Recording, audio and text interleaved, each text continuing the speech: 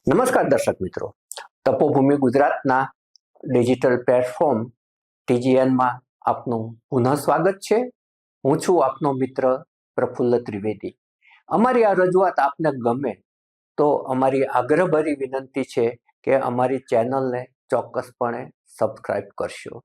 આજે આપણે વાત કરવી છે સ્થાનિક સ્વરાજની ચૂંટણીઓના લેખાજોખાની. હવે મતદાનને માત્ર 4 જ દિવસ બાકી રહ્યા છે. ઉમેદવારો છે એમના છેલ્લી ઘડીના પ્રયાસો, એના પ્રચાર પ્રસારમાં વ્યસ્ત છે. ક્યાંક મીઠો આવકાર મળે છે તો ક્યાંક જાકારો પણ મળે છે, ક્યાંક ધક્કા મૂકી પણ થાય છે. અને આ બધી જ બાબતો છે એ લોકશાહીમાં આવકાર્ય પણ છે. લોકોનો અવાજ જો કોર્પોરેટર સાંભળતા ના હોય, એમની સમસ્યાઓ હલ કરતા ના હોય, 5 વર્ષે જ એને મોં બતાવવા જતા હોય તો એને રોષ વ્યક્ત કરવાનો ચોક્કસપણે અધિકાર છે. અને એ અધિકાર અત્યારે મતદારો બરાબર ભોગવી રહ્યા છે. જ્યાં ભારતીય જનતા પાર્ટીના ઉમેદવારો અને એના પ્રચારકો જાય છે ત્યાં અનેક જગ્યાએ એમની સામે ફરિયાદો થાય છે ને ફરિયાદોમાં 4 વસ્તુ મુખ્ય છે. આ એમના હાઈકમાન્ડે પણ નોંધવા જેવી છે. એમાં પહેલી ફરિયાદ એ હોય છે કે 5 વર્ષે તમે દેખાયા, તમે અમારા ફોન નથી ઉપાડતા, તમે અમારા સંપર્કમાં નથી રહેતા. આ એમની સૌથી પહેલી ફરિયાદ હોય છે. બીજી ફરિયાદ હોય છે રોડના ગड्ढાઓની અને ખાડાઓની અને આસપાસ જે ગંદકી જામી ગઈ હોય એની. એટલે ખાડાઓની સૌથી મોટી ફરિયાદ છે. ત્રીજી ફરિયાદ છે પ્રદૂષિત પાણીની અને પૂરા ફોર્સથી પાણી ના આવતું હોય એની. અને ચોથી ફરિયાદ છે ઉભરાતી ગટરની. એટલે જે નગર શબ્દ છે એ નગરની અંદર જ જે પ્રાથમિક સુવિધાઓ આપવી જોઈએ આવી જાય છે. નગર એટલે નળ, ગટર ને રસ્તા. આ 3 વસ્તુ છે એ જો સુચારુ ઢંગથી આપવામાં આવે તો લોકોની બીજી ફરિયાદો છે એ ઓછી થઈ જાય. પરંતુ આ પ્રાથમિક જે એમની જરૂરિયાત છે એના ઉપર કોર્પોરેટરો ધ્યાન નથી આપતા, એનું આ પરિણામ છે. એવું નથી કે ભારતીય જનતા પાર્ટી સામે આવું થાય છે. કોંગ્રેસના સ્ટાર પ્રચારક જે જિગ્નેશ મેવાણી ધારાસભ્ય છે કોંગ્રેસના, એ જ્યાં જાય છે ત્યારે એમના જ પક્ષના લોકો કાળા વાવટા બતાવે છે એમને. એટલે બધી જ જગ્યાએ આવી જે ઘટનાઓ છે એની આખી હારમાળા સર્જાય છે. અને એમાં પણ હવે સોશિયલ મીડિયા આવી ગયું હોવાથી એક ઘટનાઓના વિડીયો પણ વાયરલ થાય છે. હવે ચૂંટણી પહેલાની વાત કરીએ તો 724 ભારતીય જનતા પાર્ટીના જે ઉમેદવારો છે બિનહરીફ જાહેર થયા, કારણ કે સામે કોંગ્રેસના ઉમેદવારોએ ફોર્મ પાછા ખેંચી લીધા. ખુદ કોંગ્રેસના જે પ્રદેશ પ્રમુખ છે અમિત ચાવડા, એના વિસ્તારની વાત કરીએ તો આણંદ નગરપાલિકામાંથી મહાનગરપાલિકા બની.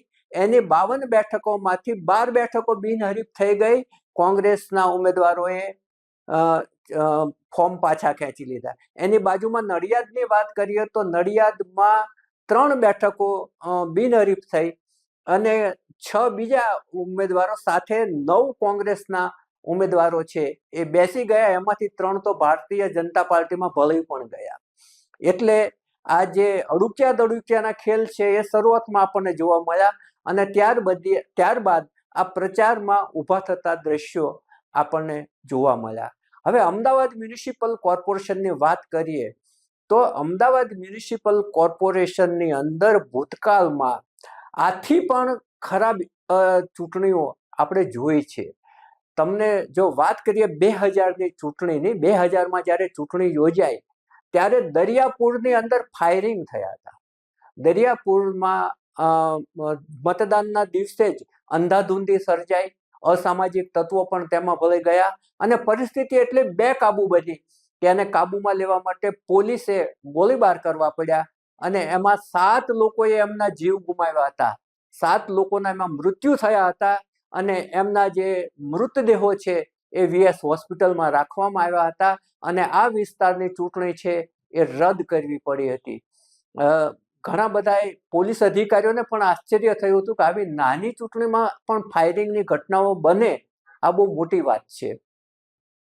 પછી આપણે એથી થોડા પાછળ જે 1987ની ચૂંટણીમાં, તો એ વખતે અબ્દુલ લતીફની બોલબાલા હતી, બહુ જ મોટા ડોન તરીકે આખા ગુજરાતમાં.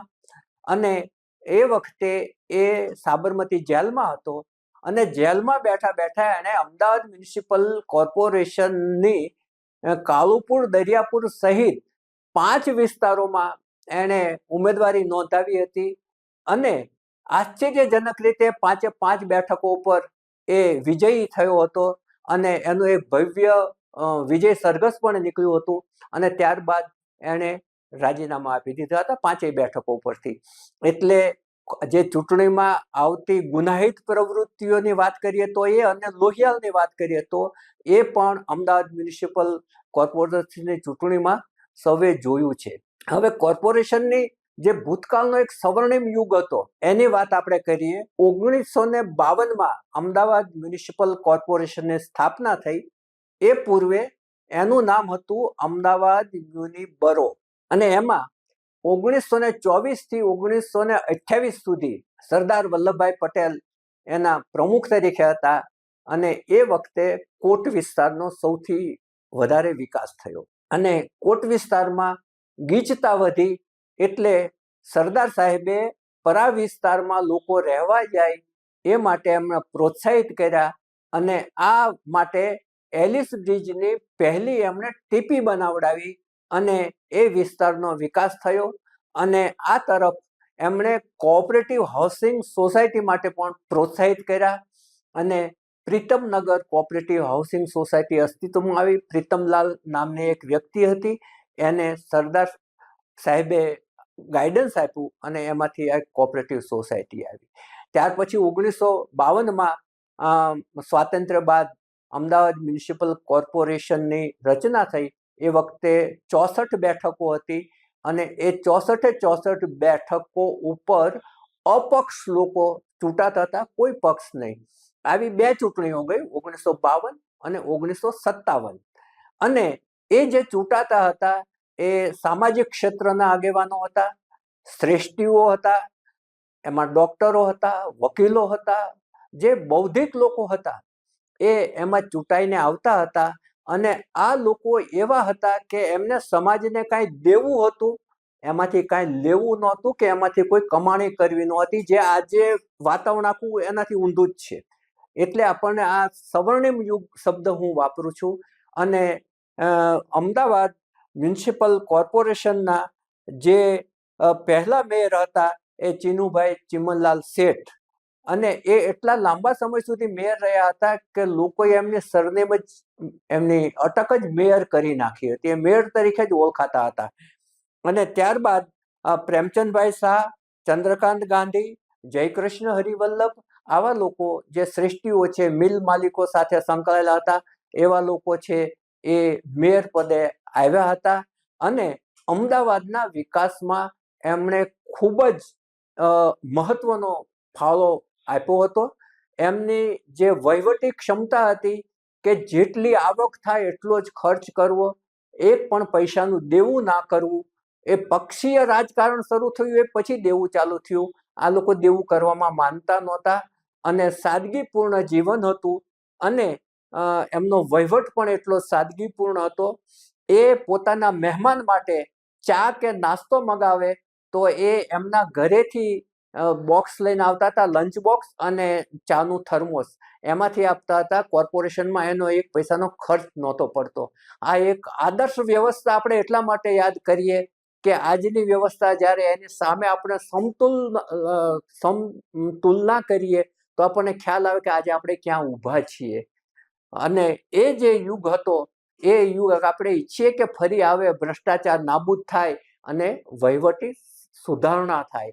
અત્યારે આપણે એક જ સૌને વિનંતી કરવાની છે કે 26મી તારીખે જે ચૂંટણી છે તેમાં આપણે 100% મતદાન કરીએ અને આપણે એવા ઉમેદવારોને ચૂંટી કાઢીએ કે ફરી આપણે એમને ધક્કા મારવાના, જાકારો કરવાના કે એવો કોઈ સમય ના આવે, જે શહેરનો સુચારુ ઢંગથી વિકાસ કરી શકે, ભ્રષ્ટાચારને નાબૂદ કરી શકે, લોક સુવિધાના કામો છે એ ઝડપથી પતે, લોકોના પ્રશ્નો સાંભળે, લોકોના ફોન ઉપાડે એવા ઉમેદવારોને ચૂંટજો, 100% મતદાન કરજો એવી અમારી અંગત આપને અપીલ છે.